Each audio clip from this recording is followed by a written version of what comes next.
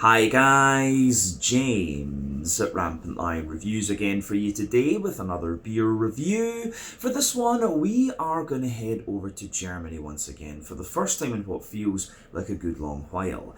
Now, we're going to return to a brewery that's featured on the channel a couple of times before. These guys are very interesting because they're focusing on the more American styles of craft beer, and there's a good few breweries doing this in Germany now, which is really interesting to see when you think about Germany's brewing heritage. But these guys were one of the first within that kind of specific category. But they've been doing some really nice beers over the last few years, a good few different styles, and they have expanded quite a lot in recent times as well.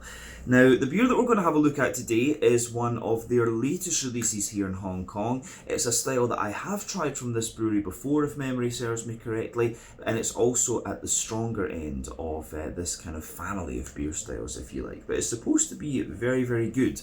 So, needless to say, I'm very curious to see what this one's going to have in store for us. Hopefully it's another good beer, hopefully it makes for an interesting review, and as always, I hope that you guys watching enjoy my take on this one as well.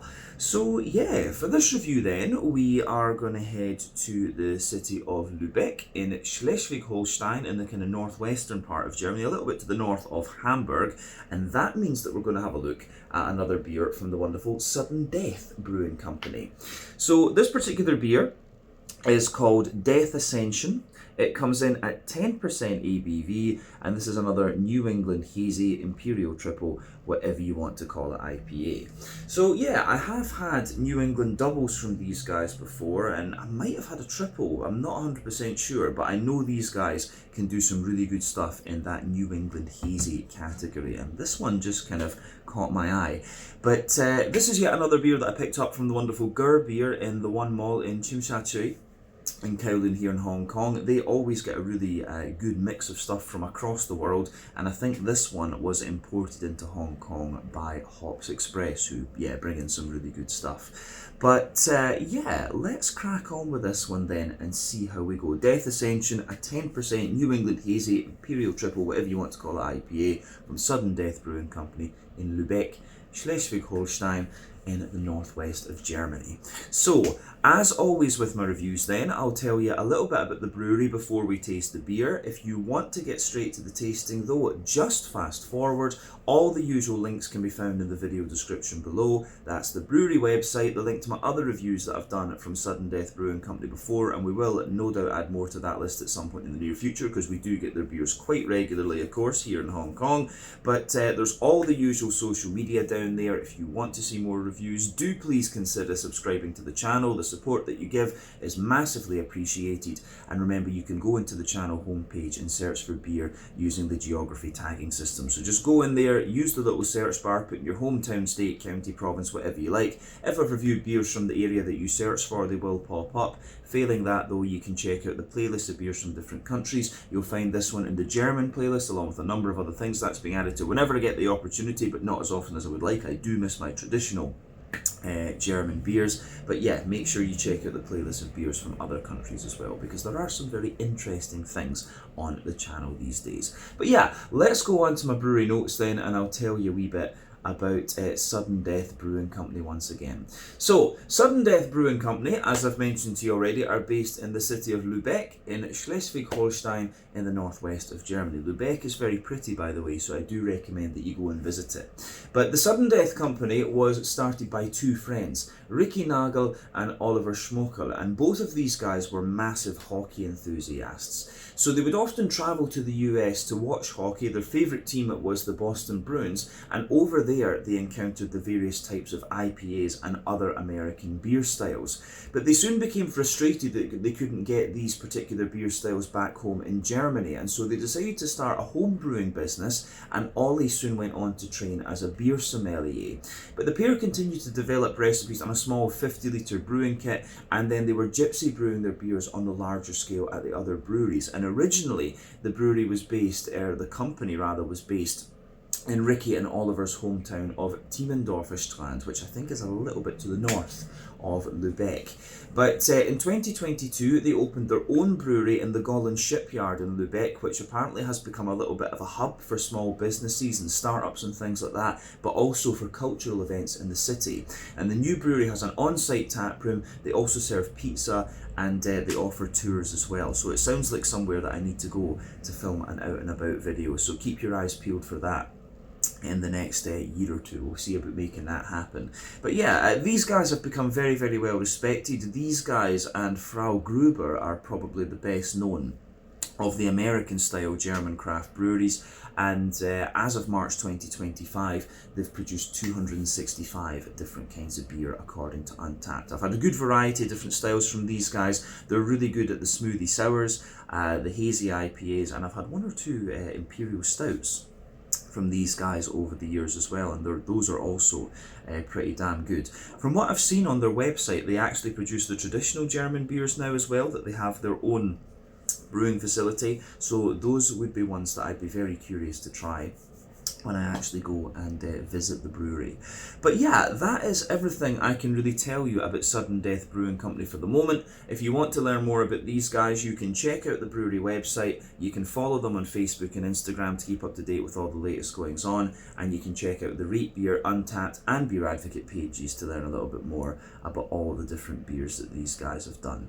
So yeah, let's go on then and actually have a little look at the beer itself. So I'll let you have a wee look at the artwork on this one before we open up. I have to say, I do like the cover art on this one. Sudden Death have always got some really interesting stuff.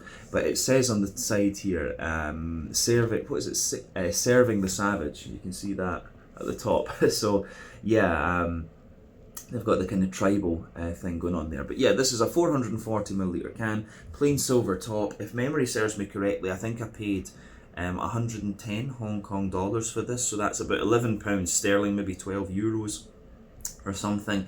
But yeah, a little bit expensive, I guess, compared to what you would pay in Europe. But you know, this was a kind of bang for your buck thing, because you'll pay about 100 or maybe 90 Hong Kong dollars for the single IPA, so you might as well go for the triple one and get the bit of bang in there.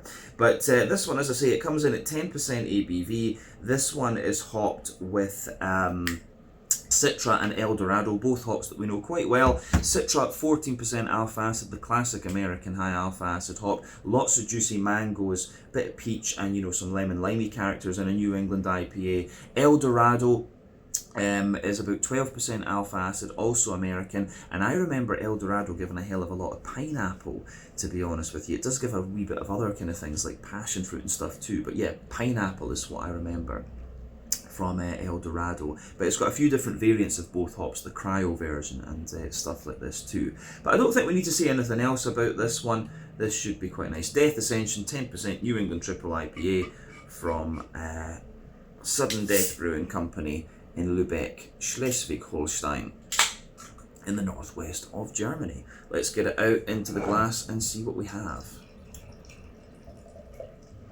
That looks nice, and I tell you something, I got a little whiff of it as we opened it up. Smells pretty damn good as well. So I'll put this amount in for the moment, because that's good enough to take a look at the appearance, and we'll put the rest in a little bit later before we actually taste the thing. But yeah, this looks pretty good. Before the head disappears, we can say that it's poured with about a 2/3 finger of a frothy, I would say slightly cream coloured head. The bubbles are quite small on the surface. It gets a little bit more toward the medium size in terms of bubbles as you go further up the head there, but it looks very nice. Colour wise, I would describe this one as being akin to a sort of mango juice colour. I always like comparing the appearances of different New England IPAs to fruit juices, because yeah, that's just what they remind me of. But yeah, lovely kind of mango juice colour, this one. Remember, the colour of your beer depends on a few things. One, the type of malts that you use. This goes a long way to determining your EBC rating. Two, length of your wort boil is going to play a role, because the longer you boil the wort, the more the sugars caramelise, and thus you get a darker colour of beer. But any barrel aging that you do, or any adjuncts you put into the beer, will affect that as well, but you don't often have to care about those latter two variables when it comes to the IPA family of beers, only really when you've got fruit IPAs. But yeah, level of haze in this one is actually pretty impressive. This one is one of the soupier and gloopier New England triples that I've come across in recent times, and the level of haze in these beers of course depends on oak content, wheat content, and to a degree what yeast you use. But yeah, not too much in the way of visible carbonation with this one, but yeah, pretty nice level of haze actually. So yeah, in terms of the appearance and when you consider what style it is, there's nothing really surprising about this one, but it does look very, very nice, I have to say. So I think we can leave it at that for the appearance section of the video, and we can go on and have a little look at the aroma then. And I'm just hoping I don't sneeze in this one as I did in my last one that I filmed before this. So let's do this. Oh, that smells really nice actually. There is something about, you know, when you go to these German breweries and they try a style from elsewhere, like they try brewing American style beers and stuff like this, they always just do it really, really well. There is just something about the German brewing. German brewing is fantastic. And something about the German malts and things like that as well. Yeah, aroma wise, this one ticks all the boxes for me. It's very rich in its malt base actually, I'm finding this one, but not, I don't mean that in the sense of it's overpowering, it's just really nicely balanced this beer. You get enough of the malt, you get the lovely kind of smooth green component in this one. As I say, there's cryo in this, we'll come to that a little bit later. And you've got a really nice, the fruity character in this one actually has a good balance between being very juicy but also slightly oily at the same time. So this aroma for me just kind of ticks all of my personal boxes. I will say as well, this beer is quite highly rated on Untappd. I think it's got a 4.2. Always take that with a pinch of salt, but yeah, this one I think is the most highly rated one that I've come across from Sudden Death in any of the reviews I've done from them, so I'll just mention that as well. But yeah, aroma wise, this one is absolutely beautiful. Yeah, so when it comes to New England IPAs and their kind of malty, yeasty side of things, as I've mentioned many a time before, for me there are 6 elements to think about. You've got the kind of farmhousey, yeasty character and the ryeline and grainy side of things. Those 2 elements are a bit more common in New England brewed New England IPAs because the style started as a farmhouse IPA, but it's evolved since its inception. So these days the focus is a bit more on wheaty bitiness, oaty creaminess, the barley malt breadiness, and also the slightly sweeter side of things. This beer, I think, has a really nice balance between those 4, the latter 4 elements. It's got a little bit of everything in there. You can smell the wheat. The wheat is quite present in this one. You've got the oatiness in there as well. Obviously the barley malt's kind of backing it up, and there is just that little touch of sweetness which you expect at the higher ABV end of the hazy IPA scale, but it's lovely. Let's just break this down then and describe it more in depth. For me, the backbone of this beer, it's got a lovely little bit of that kind of fresh white bready bread crust. So yeah, lovely fresh white bready bread crust in this one. You've got a wee touch of kind of wood. There's a little bit of woodiness to it, which you often get. A bit of Jacob's cream cracker as well.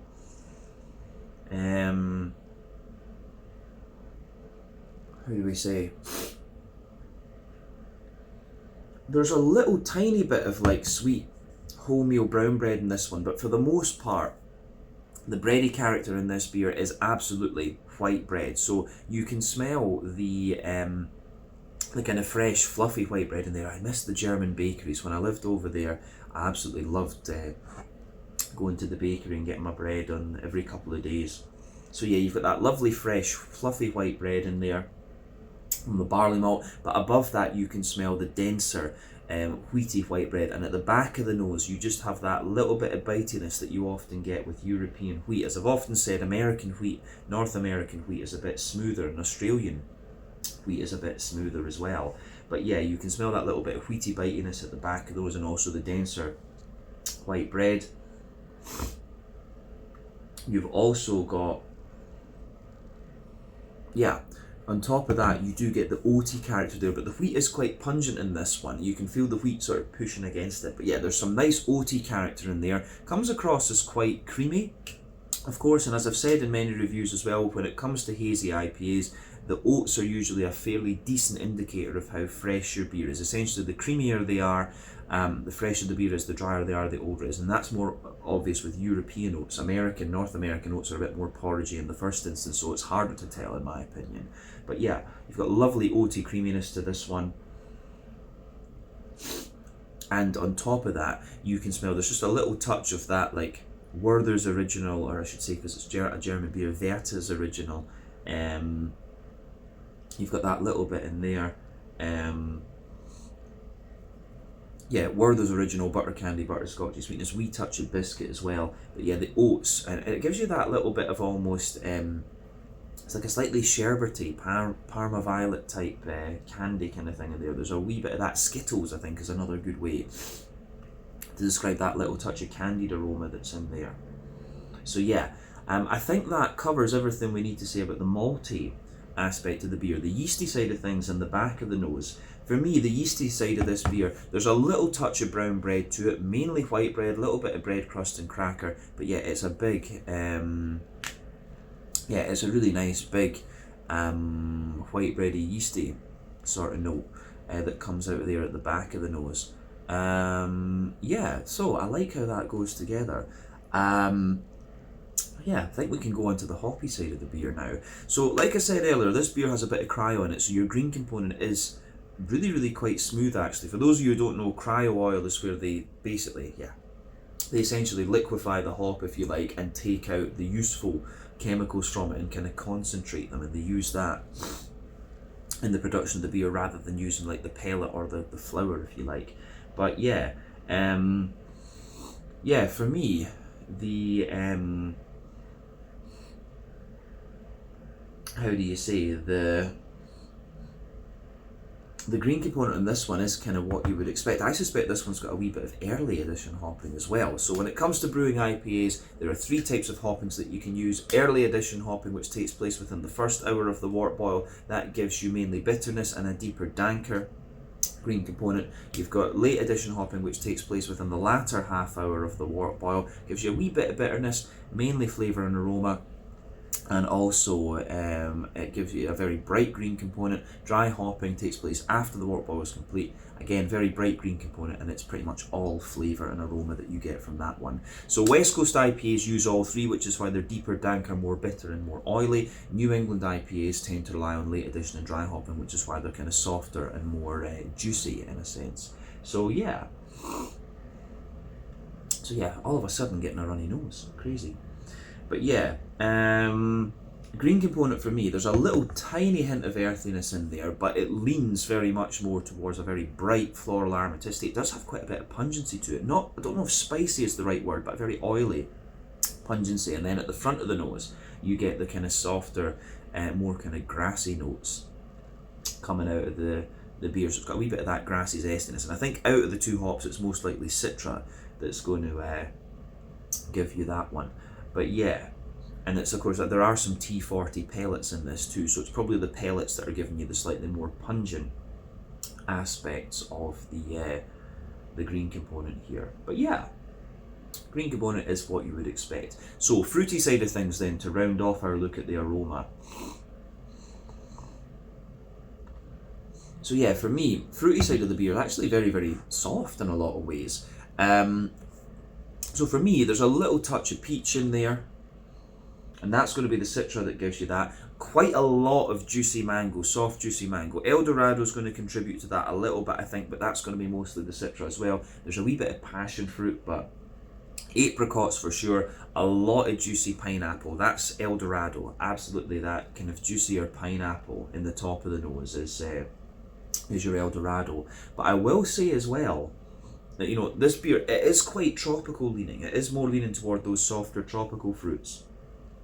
But at the same time, there is a fair little bit of that lemony lime character that Citra can show you in this style. I'm getting a fair little bit of that mixing in with the grassy esters, and indeed I think that's part of the reason for the pungency of the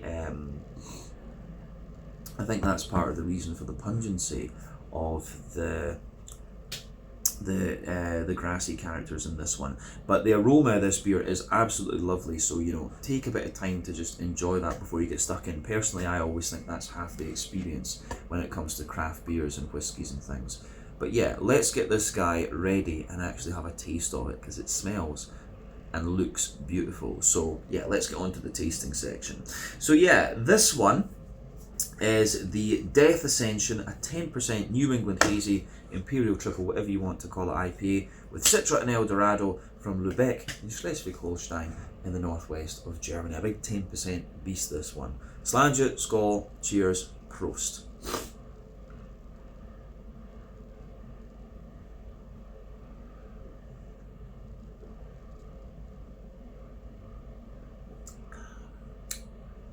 That is good. Yeah. You know, something I always like about the German American style breweries is that whenever you taste these kind of beers, they still have an element of Germanness to them and the mouthfeel. This beer, even for being 10%, you might expect this one to be like really creamy and smooth and thick and things. This one actually is remarkably drinkable for a 10% one, and it has just that little bit of like bite to it that you get from many German beers. They've done a very good job of this. I'll say big thumbs up to Sudden Death for this. This is a really nice beer, but as I say, it's surprising how drinkable it is for a 10%er. But yeah, see, it has that typical little bit of German kind of bite to it as well. And it is, I will point out too, it's more wheaty leaning in the flavour than the aroma is going to have you believe. Because you feel in the aroma it really comes across as being very well, sort of finely balanced between the oatiness and things. But yeah, the wheat I think is a bit more noticeable in the flavour than some of the other parts. But yeah, but lovely beer nonetheless. So let's break this one down then and describe it for you more in depth. Really nicely done.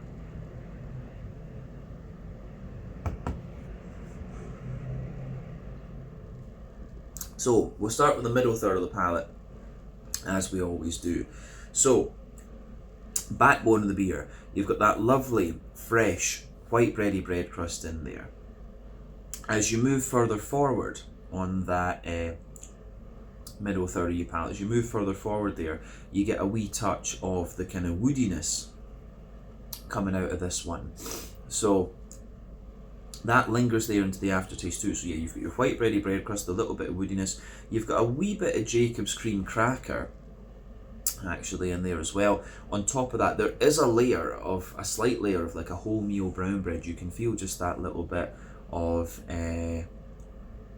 you can just feel that little bit of graininess coming out of it, which I think is good too. Then you've got a layer of like a fluffy white bready character coming out of this one, and it has that little bit of dryness to it. If you think of the kind of dryness that the bready character in a German Helles has, for example, there's an element of that in this one. And so above that you get the more dense wheaty white bready character, and it has that wheaty layer has a good level of has a good little bit of bitiness to it. So really dense sweety white bread in there, but a wee bit of bitiness. And as I've often said, sweeter flavours come out further forward on the palate, more dry and bitter flavours come out further back, so you get more of that bitiness further back on the palate too.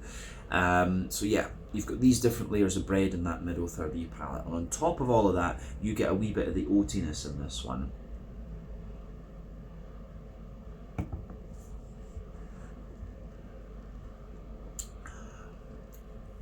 So the oats are there.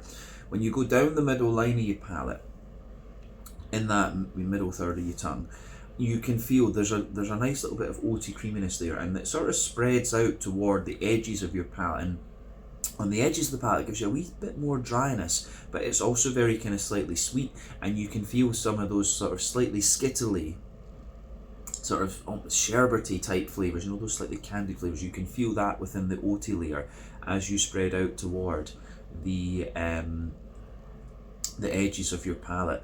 So yeah, the way that goes together, I think, is really nice. In the dead centre of your palate, you can feel that little circle where you get the Werther's Original butter candy, butterscotchy type notes. So you can feel that little circle there. That's the alcohol coming out of the beer, of course, and then around that you get little bits of biscuit, you know, McVitie's digestive biscuits, and so on. So the malt base, the centre of your palate, the middle third of your tongue, whatever you want to call it, is actually quite straightforward in this one, but it's just really nicely done. You can't ask for much more these days. There's so many of these beers on the market. But yeah, I think we can move to the back third of your palate now. As I've often said, the middle third and the back third of your palate are going to give you different they're going to give you similar flavours, but just at different intensities. So yeah, the border region between middle and back third of your palate, you get that nice little bit of bready build up in there, wee bit of the brown bread in the base, the kind of barley malt white bread in the middle, then the more bitey wheat on top. The base of that back third of your palate, you get a slightly drier bread crust in there. There's a bit of Jacob's cream cracker. You've got the wholemeal brown bready layer sitting above that. Then you've got and that layer is a little bit lighter, taller and more airy. Then you've got the barley malt white bread sitting above that, which is a little bit lighter, taller and more airy as well, a wee bit drier of course. Then you've got all the wheaty characters coming out of this one too. So yeah, the way that this one goes together, I think, is really nice in that regard. So yeah, wheaty bitiness sitting on top of that, and then above everything else on that back third of the palate, you have the yeasty part of the beer. So let's have a wee look at that yeasty side of things.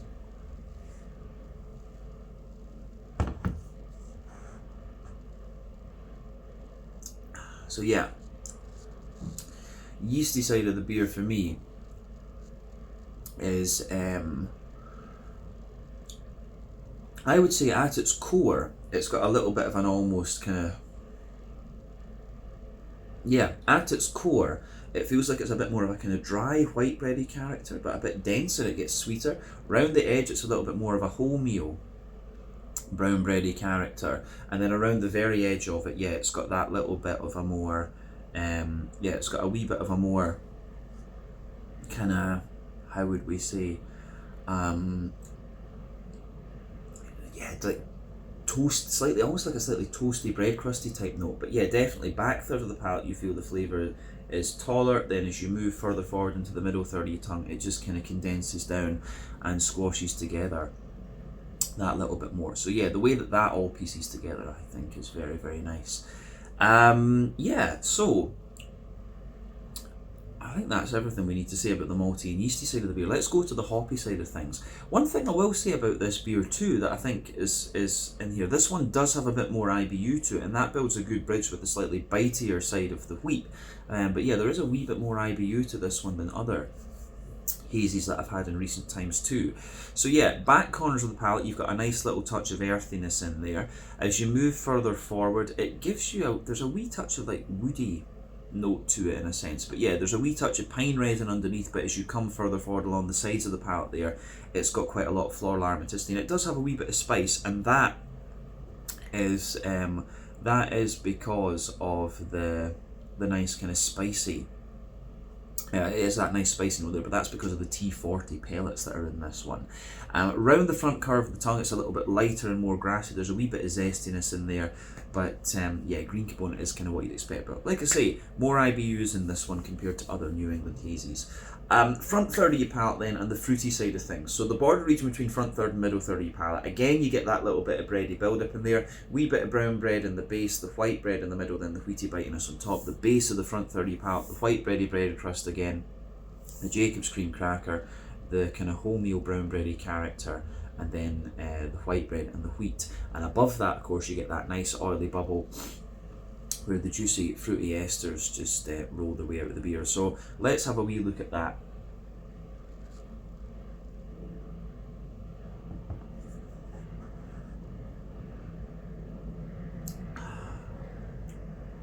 Yeah, the white bready notes on this still linger into the aftertaste as well. They actually get a little bit sweeter too. But yeah, the fruity side of things is kind of what you'd expect. I mean, there's a tiny little touch of peach.